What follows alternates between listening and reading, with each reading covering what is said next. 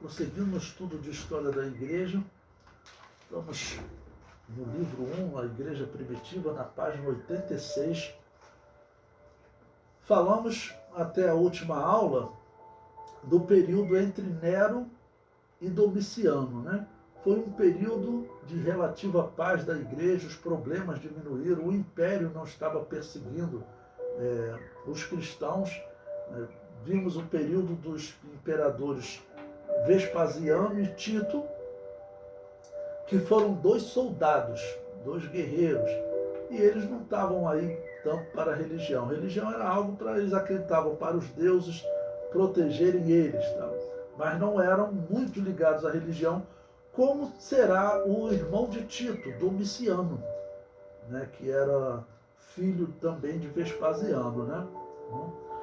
Bom, eu coloquei aí o ano 89 da era cristã. Então, Vespasiano se tornou imperador no ano 81, vai governar até o ano 96, mas o ano que vai se destacar é o ano 89. Por quê?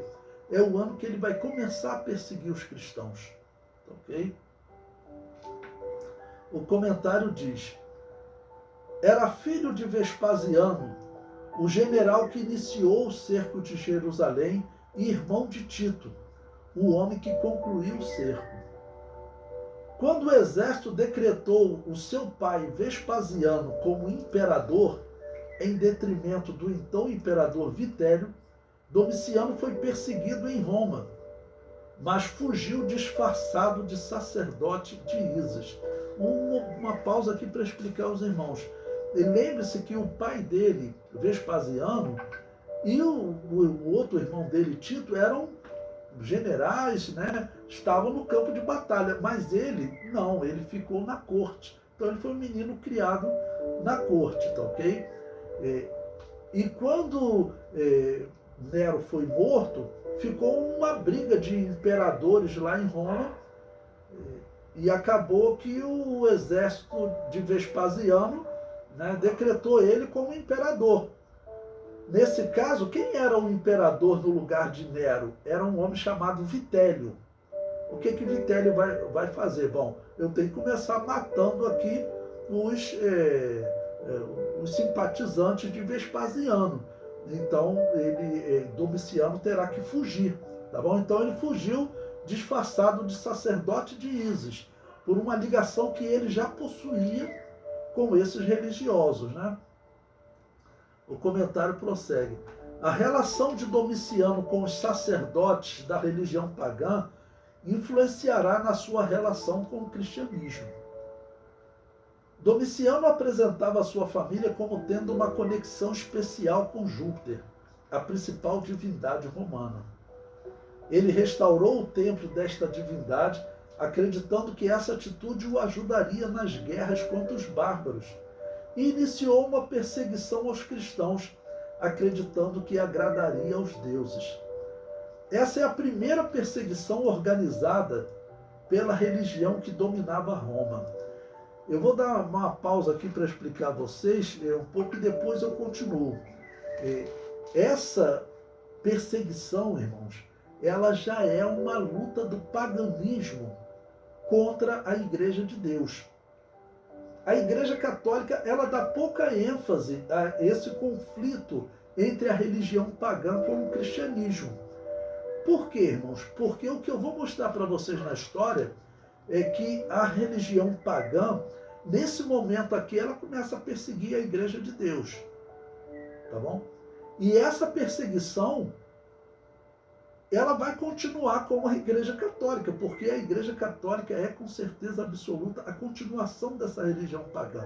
A história comprova isso. Tá bom? E a doutrina também comprova isso. Então, a perseguição surge exatamente por conta da religião pagã. Por quê? Porque a história diz que nesse período os templos pagãos estavam às moscas, como diz a expressão popular, né? Ok? Estavam às moscas. O povo abandonou a religião de Roma. E isso é que vai gerar uma ira tanto nos sacerdotes quanto também em Domiciano, já que ele era um religioso. Tá bom? O comentário prossegue. Nas perseguições seguintes, encontramos documentos descrevendo os sacerdotes pagãos, afirmando que os deuses não respondiam por causa dos cristãos, pois estes afirmavam que eles não existiam. O resultado foi o imperador determinar que todos os cristãos deveriam reconhecer que os deuses existiam. Mas, para o cristão, participar de um culto a uma divindade pagã representa cultuar o demônio. Muitos fugiram, mas outros foram capturados e mortos. Então, a fuga, irmãos, será semelhante à fuga durante o governo de Nero. Eles vão novamente para as catacumbas. Mostrei para vocês os números que as catacumbas eram assim muito extensas, né, de cerca de ocupando espaços de 60 quilômetros. E era lugar onde o romano não ia. Fosse soldado, fosse um cidadão comum, eles sempre diziam que ninguém deve ir no mundo dos mortos. E o mundo dos mortos, para eles, era onde? Era onde as pessoas eram sepultadas, que eram as catacumbas, né? Que eram cemitérios. Os cristãos, novamente, tiveram que ir para as catacumbas e, se te achasse ossada lá, eles tiravam, né? Mas muitas daquelas catacumbas estavam vazias, porque os cristãos da primeira perseguição já tinham tirado os ossos. E os romanos não reutilizavam. Os romanos, eles não reutilizavam um túmulo, porque eles acreditavam que eles poderiam afetar os mortos ali virem atingi-los. Essa era a religião da Babilônia, né? Tá bom? Era a religião da Babilônia. Flávio Joséfo escreve que Nimrod, quando ele funda a Babilônia, ele fala que ele iria vingar os mortos do dilúvio, iria se vingar do que Deus fez com os mortos do dilúvio. Ou seja, ele já inicia ali uma espécie de culto aos mortos. Tá bom? Então, o culto aos mortos ele era comum entre os pagãos da Babilônia. Bom, eu comento mais abaixo. Essa perseguição ela durará 8 anos, do ano 89 até o ano 97. Bom, eu coloco aí primeiro um texto de Eusébio de Cesareia. Veja o que ele diz. Domiciano deu provas de uma grande crueldade para com muitos, dando morte sem julgamento razoável a não pequeno número de patrícios e de homens ilustres, e castigando com desterro fora das fronteiras e confisco de bens a outras inúmeras personalidades sem causa alguma. Ou seja, na verdade, qual era o motivo? Era ser cristão. Tá bom? Então esse homem já começou a perseguir, tirando os bens e expulsando ele. A pessoa não podia ficar nem dentro dos termos, né, do império, tá ok? E muitos realmente ele dando a morte, até, vamos dizer, parentes. Eu peguei um texto também do livro A Era dos Mártires, de Justo Gonzalez, que é um livro interessante para a história, né? Em que ele diz, em Roma, o imperador fez executar o seu parente Flávio Clemente e a sua esposa Flávia Domicila. Foram acusados de ateísmo e de costumes judaicos, já que os cristãos adoravam um Deus invisível. Em geral, os pagãos os acusavam de serem ateus, né? Bom, esse ponto aqui eu achei interessante como esse historiador descreveu, porque existe uma interpretação sobre por que os cristãos eram chamados de ateus. Né? E tem um ateu lá em Oxford, né, inacreditável, mas aquele homem, ele é professor de Oxford, que ele diz que os cristãos são ateus porque eles não acreditavam em Zeus. Isso não é ser ateu. Ser ateu não é você acreditar no Deus A e desacreditar no Deus B. Tá bom? Isso está na internet. Richard Dawkins, né? Eu já tive que ler livro desse homem. Esse homem é de uma irracionalidade tremenda. Então, ele diz isso, mas na verdade, eles chamavam o cristão de ateu, porque eles falavam, na verdade, você não acredita em Deus nenhum, porque você acredita num Deus invisível, vocês inventam essa história. Na verdade, vocês são ateus. Ateu significa sem Deus. Ateu não é você acreditar no Deus da Bíblia e desacreditar em Zeus. Isso não é ser ateu. Tá bom? O motivo pelo qual o povo chamava os cristãos de ateus era pelo fato deles dizerem, eles têm um Deus invisível, então, na verdade, esse Deus não existe, eles não têm Deus nenhum. É isso que eles estavam dizendo. E esse historiador comentou exatamente assim, né? O comentário prossegue. No ano 89 da era cristã, então o 8º ano do seu reinado, Domiciano perseguia judeus e a cristãos. E ele também perseguiu a judeus. Veja, o imperador Domiciano suspeitou da aristocracia romana, aos olhos da qual não passava de um simples arrivista. Né? Arrivista, irmão, significa aquele que quer triunfar a qualquer preço.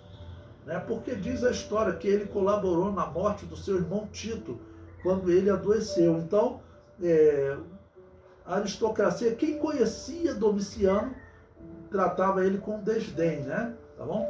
Então, ele não passava de um simples arrivista, sem qualquer título. Ou seja, nunca lutou, nunca conquistou nada. Era neto de um agiota de província e irmão pouco brilhante de um general vitorioso.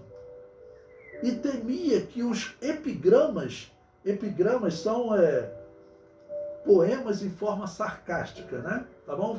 Temia que fizessem um poema em forma sarcástica contra ele, com que essa aristocracia lhe fazia uma pequena guerra, ocultasse intenções mais expressivas e subversivas. Ou seja, o que o historiador está dizendo? A aristocracia, quem conhecia ele, fazia então poemas em formas sarcásticas, né? Chamados epigramas. E ele começou também a desconfiar. Ó, além de fazer piada de mim, eles devem estar com alguma intenção de me tomar o reino. Porque esses homens, eles viviam sob desconfiança, né? Ok? O historiador prossegue. Suspeitou da classe intelectual, dos filósofos como Epiteto e Dion Crisóstomo, que se permitiam defender os direitos do livre pensamento e espalhavam as suas doutrinas em todos os meios. Suspeitou dos judeus que, apesar da destruição da sua cidade por Tito em 70, e até por essa razão, não cessavam de proliferar em todas as partes do império. Ou seja, os judeus continuaram proliferando. Muitos representantes deste povo, como a princesa Herodiana Berenice e o historiador Flávio Joséfo, tinham chegado mesmo a instalar-se na própria corte dos antecessores de Domiciano. Uma pausa aqui para explicar a vocês. Flávio Joséfo, para você ter ideia, ele tem esse nome em homenagem ao pai de Domiciano, tá bom? Que era Flávio Vespasiano. Flávio Joséfo adotou esse nome em homenagem a ele, porque Vespasiano manteve ele vivo, ok? E Joséfo fez parte da revolta. Então, Vespasiano manteve ele vivo e Vespasiano contratou ele para escrever a história dos judeus. Então, Flávio Joséfo era um judeu, ele está dizendo, o historiador está dizendo, ele frequentava a corte e outros judeus também. Mas Domiciano vai começar a ter um tratamento diferente, né? O comentário prossegue. Por último, suspeitou dos cristãos, cuja propaganda, ultrapassando agora os limites dos bairros mais humildes, se infiltrava na aristocracia e contaminava a própria família do imperador, porque já tinham cristãos entre os familiares do imperador.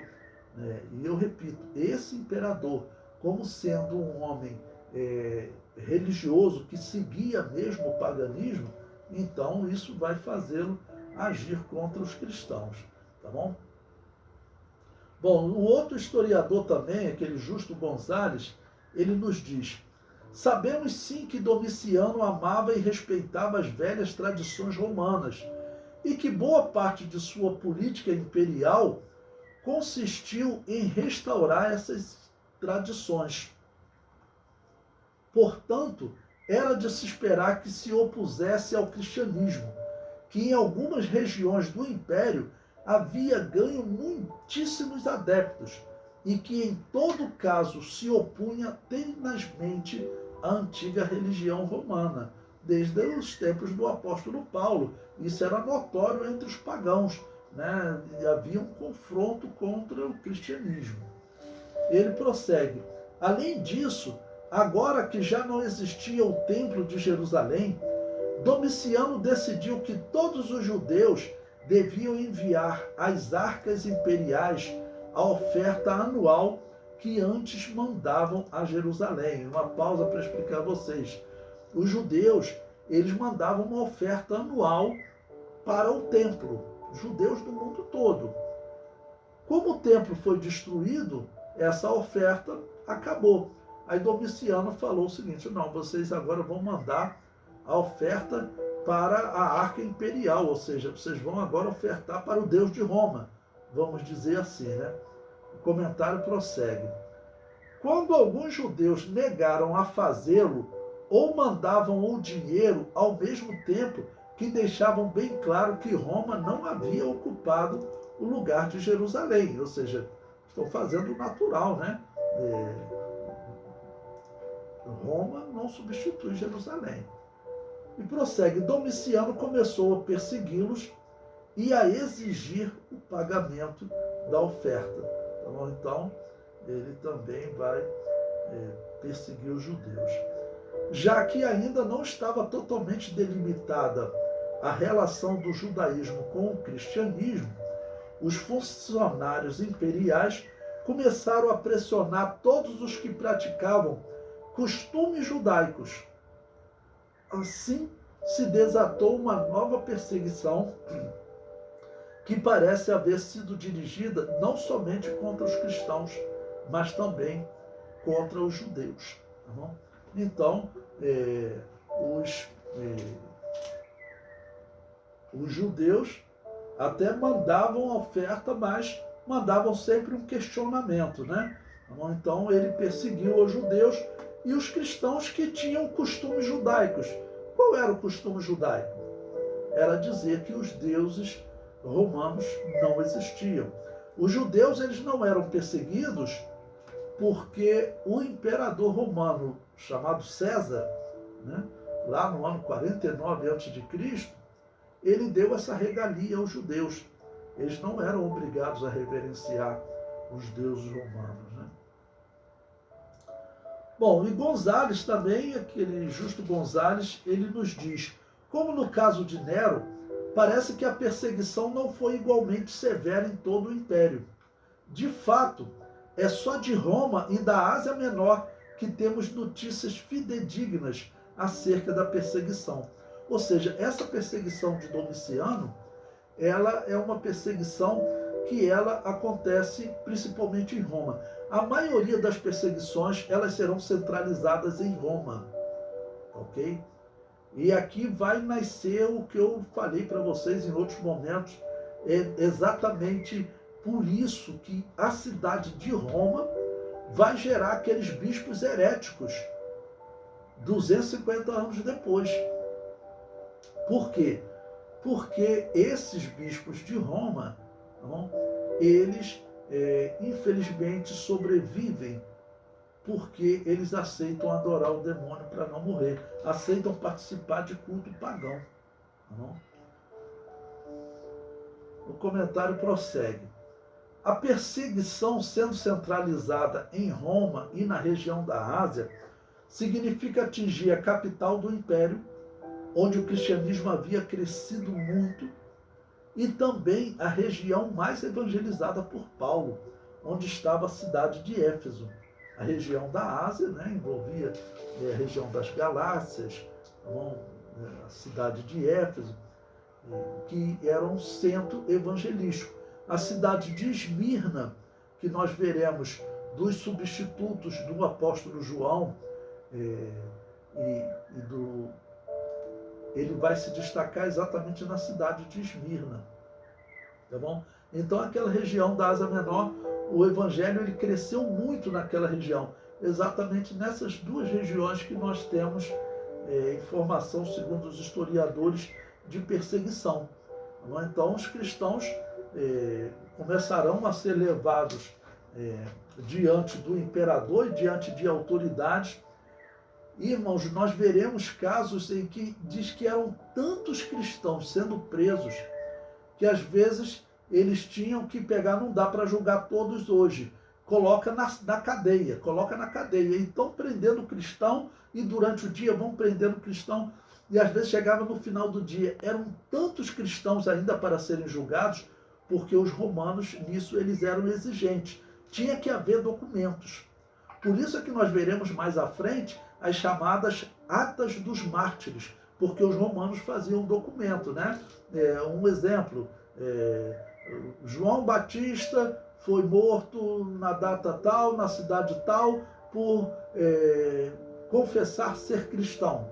Então tinha sempre um documento, porque ali tinham até romanos morrendo, tá ok? Então nós vamos encontrar essas atas, tá ok? E mostra que exatamente nessas regiões tinham muitos cristãos.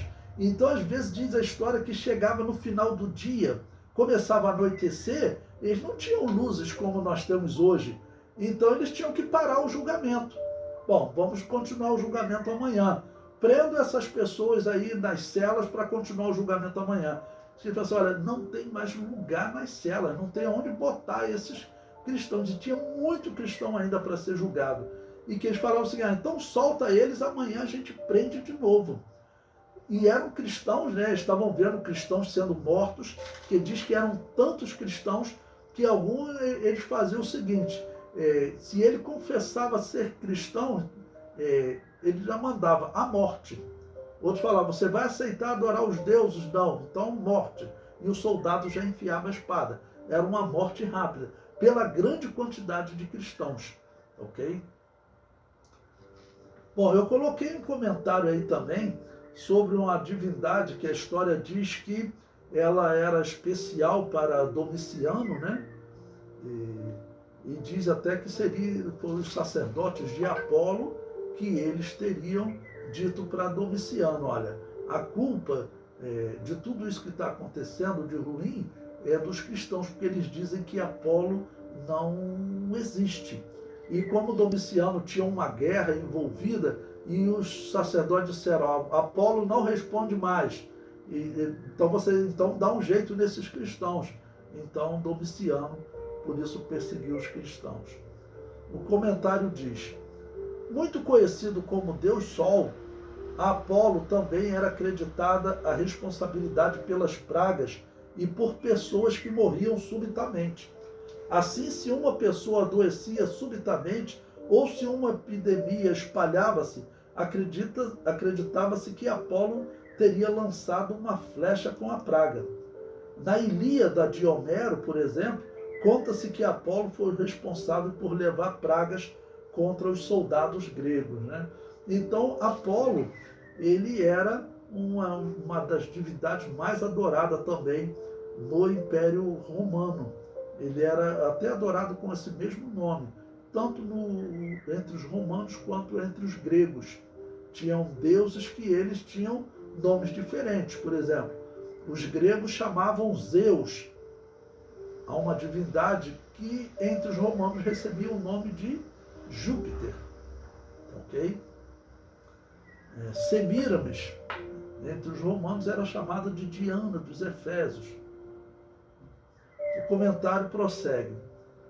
Domiciano também ordenou a morte dos descendentes de Davi. Ele diz, o próprio Domiciano deu ordem para executar os membros da família de Davi. E uma antiga tradição diz que alguns hereges acusaram os descendentes de Judas, que era irmão do Salvador segundo a carne, com o pretexto de que eram da família de Davi e parentes do próprio Cristo. Isso é o que declara Hegesipo quando diz textualmente, né? Da família do Senhor viviam alguns, os netos de Judas, seu irmão segundo a carne, aos quais delataram por serem da família de Davi. O Evocatus, soldado romano, conduziu-os à presença do César Domiciano, porque este, assim como Herodes, temia a vinda de Cristo. Perguntou-lhes se descendiam de Davi. Eles o admitiram. Perguntou-lhes então quantas propriedades tinham ou de quanto dinheiro dispunham. E eles disseram que ambos não possuíam mais do que 9.000 denários, metade de cada um, e ainda assim afirmavam que não o possuíam em metal, mas que era avaliação de apenas 39 pletros de terra, cujos impostos pagavam, e que eles mesmos cultivavam para viver. Ou seja, nós somos pessoas do campo, simples, não vamos criar nenhuma revolta, não. Então mostraram suas mãos e juntaram como testemunho de seu trabalho pessoal a dureza de seus corpos e os calos que haviam se formado em suas próprias mãos pelo trabalho contínuo. Perguntados acerca de Cristo e de seu reino, que reino era este e onde e quando se manifestaria, deram como explicação que não era deste mundo, nem terreno, mas celeste e angélico, e que se dará no final dos tempos. Então ele virá com toda a sua glória e julgará os vivos e os mortos, e dará a cada um segundo as suas obras. Ante estas respostas, Domiciano não os condenou a nada, mas inclusive desprezou-o como gente vulgar. Deixou-os livres e, por decreto, fez cessar a perseguição contra a igreja. Então, ele iniciou a perseguição, okay? Foram 8 anos de perseguição, mas depois ele acabou com a perseguição. Essa perseguição gerou nas comunidades cristãs uma interpretação do cumprimento do sermão profético. Jesus havia dito que haveria grande aflição, como nunca houve desde o princípio do mundo até agora, nem tampouco haverá jamais. Ao ver os cristãos sendo torturados e mortos, era normal essa conclusão, né? Porque o número de cristãos mortos em Roma foi muito grande. Tá bom? Porém, mais à frente eu vou falar com vocês exatamente sobre o que aconteceu com aqueles que durante essa perseguição a história diz que eles aceitaram participar de culto, de possessão demoníaca, sacrificar ao demônio para não morrer, ok? Então, essa já vai ser a nossa próxima aula.